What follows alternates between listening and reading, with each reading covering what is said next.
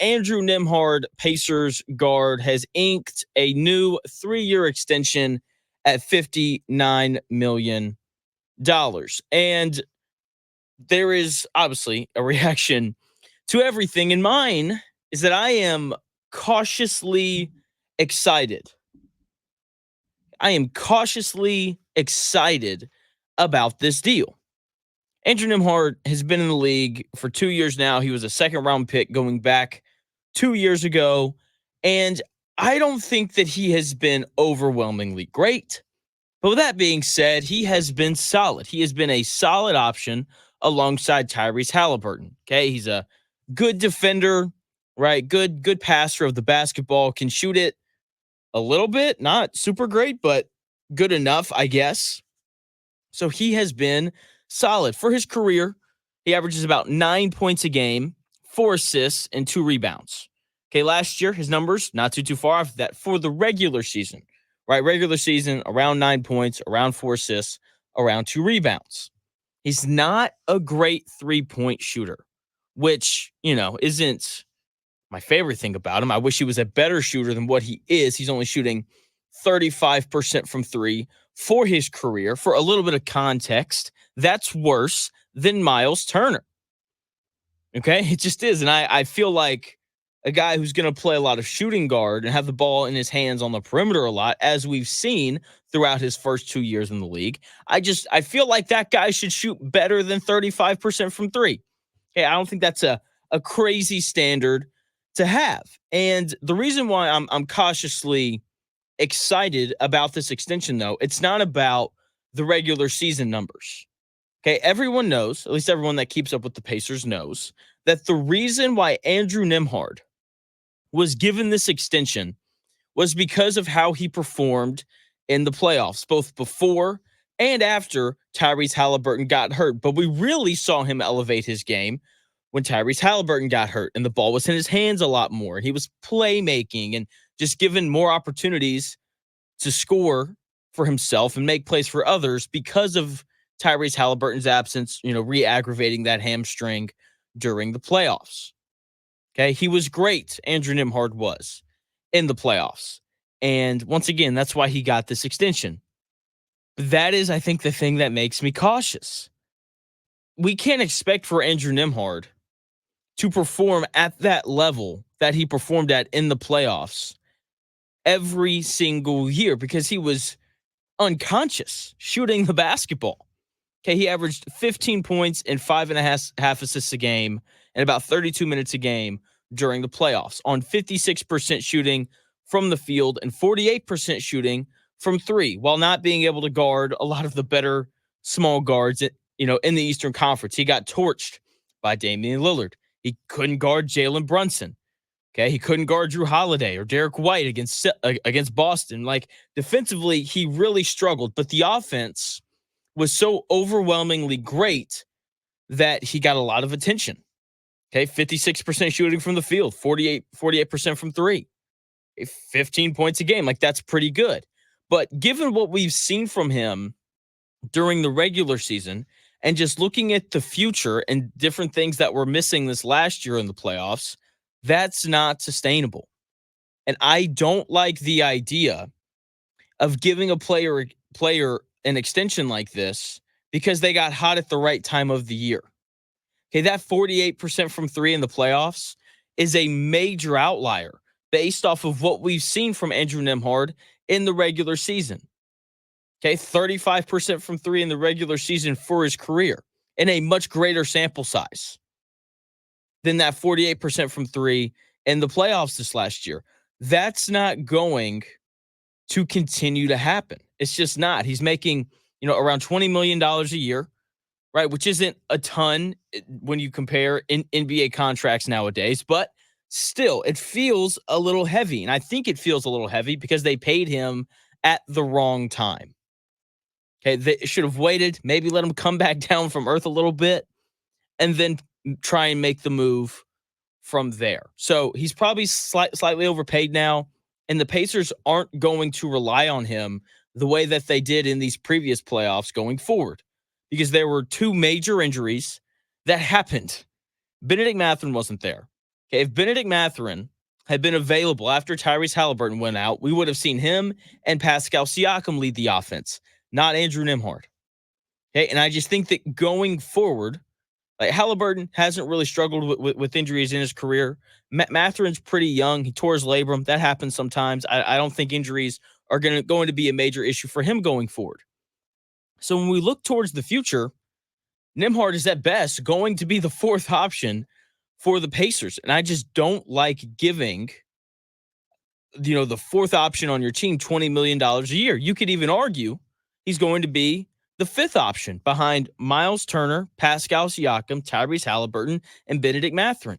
Do you really want to pay your fifth option $20 million a year, right? Who's an above average defender. I wouldn't call him a great defender, right? He didn't defend super great in the playoffs. So I don't know why we're paying this guy $20 million a year.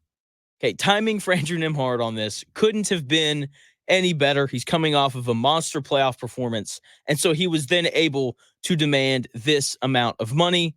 Great for Nembhard. Not convinced that this is going to be great for the Indiana Pacers going forward. Something, though, that will hopefully be great here in the great city of Indianapolis is Adonai Mitchell. So last night I was doing my prep. I like to read different articles on different things kind of going on. And I came across a Stephen Holder, Indianapolis Colts pre-training camp type article. And Stephen Holder seems to think that Adonai Mitchell and Alec Pierce is going to be some major position battle type of thing. And I've got to push back on that. I don't think that it is going to be any sort of positional battle. Okay. And in my short amount of time here in Indianapolis, I haven't seen too many of Holder's content. And I got to be honest, I just based off the things I heard, I wasn't surprised, right? He writes this Colts preview. Here's what he wrote. Open quote, the first point to make is this is a good sign, not an indication that no one has risen to the occasion. Pierce's production was underwhelming last season, but there is hope he can make bigger impact because of Richardson's willingness to throw the deep balls that Pierce excels at reeling in. That's what he had to say about Pierce. And Alec Pierce was underwhelming last year. In fact, Alec Pierce has had underwhelming production in his first 2 years, his rookie season as well. But I want to focus on last year, because if there was any year for Alec Pierce to put up some big numbers, or at least better numbers than what he produced in his rookie year, it was last year. Jonathan Taylor barely played. Okay, that leads to a major lack of weapons.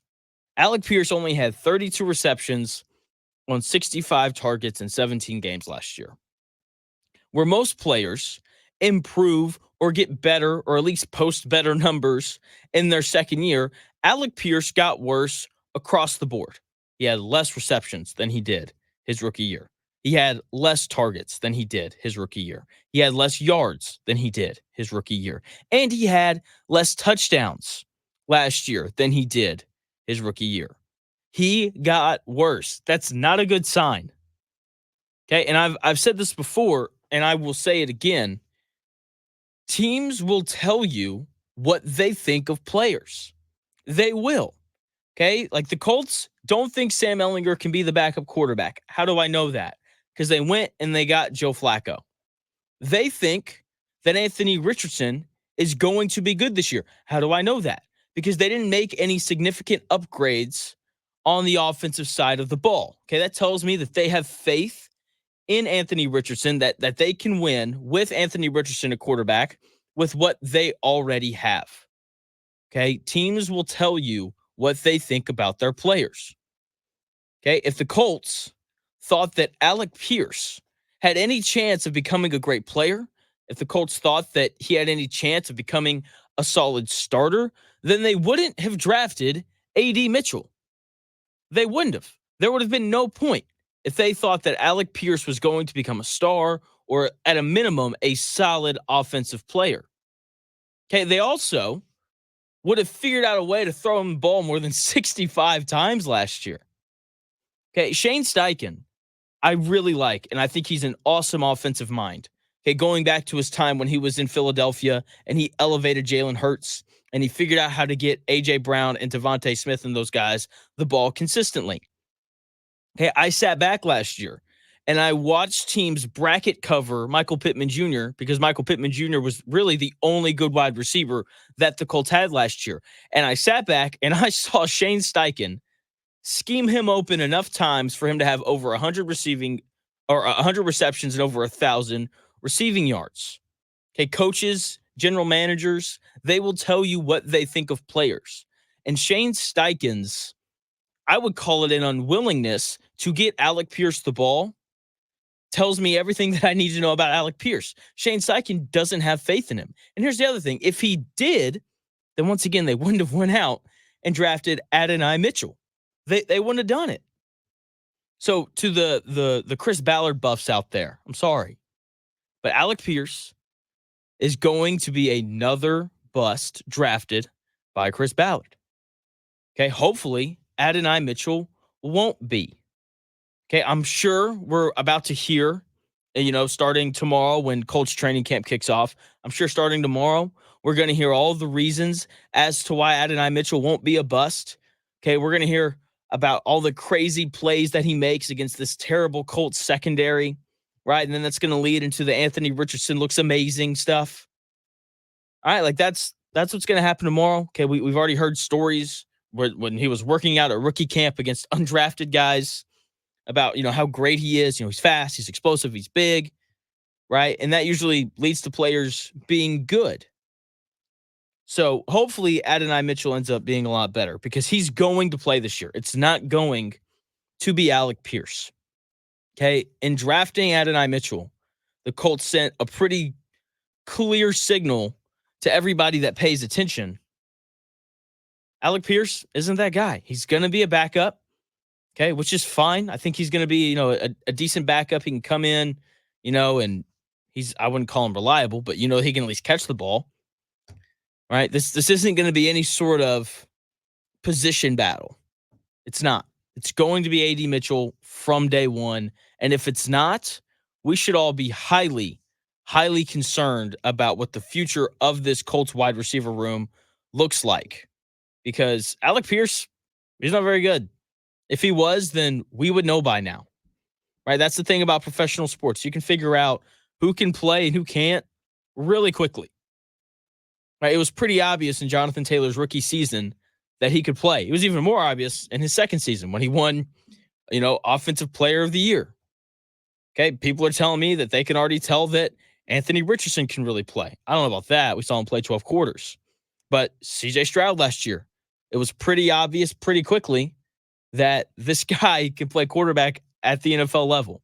It was the same thing with Mahomes. When we look at wide receivers, it was obvious that Jalen Waddle, Devontae Smith, A.J. Brown, Justin Jefferson, and Jamar Chase were all going to be great NFL wide receivers. We could tell immediately in their rookie year. With Alec Pierce, we've sat back these last 2 years, and we've been underwhelmed pretty consistently. Okay, he's been not even average. All right, this isn't a position battle. It's A.D. Mitchell from day one.